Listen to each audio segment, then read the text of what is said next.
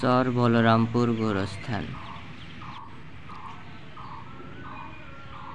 এটি ভাড়াড়া ইউনিয়ন পরিষদের পাবনা সদর উপজেলায় অবস্থিত।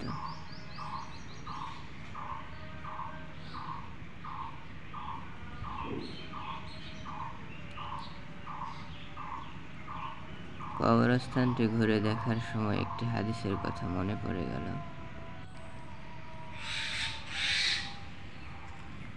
কিতাবুল ফিতানের 146 নম্বর হাদিসে এরকম উল্লেখ আছে, মানুষের মধ্যে এমন এক যুগ আসবে যখন মানুষ অন্যদের কবরে এসে পশুর ন্যায় গড়াগড়ি খেতে থাকবে এবং আকাঙ্ক্ষা করে বলবে, হায়, আমি যদি এ কবরের বাসিন্দা হতাম।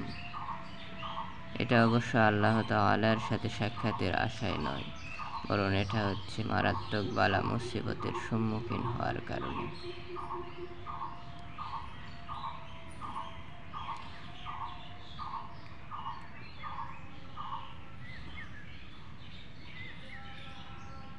পাবনা জেলায় কয়েকটি গ্রাম মিলে এরকম কবরস্থান পাওয়া যায়।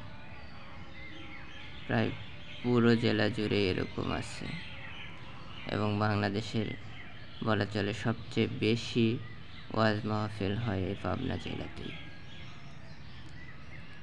আর এই চর বলরামপুর কবরস্থানের পাশেই ছোট্ট একটি লিচু বাগান অবস্থিত, দেখতে খুব সুন্দর লাগে।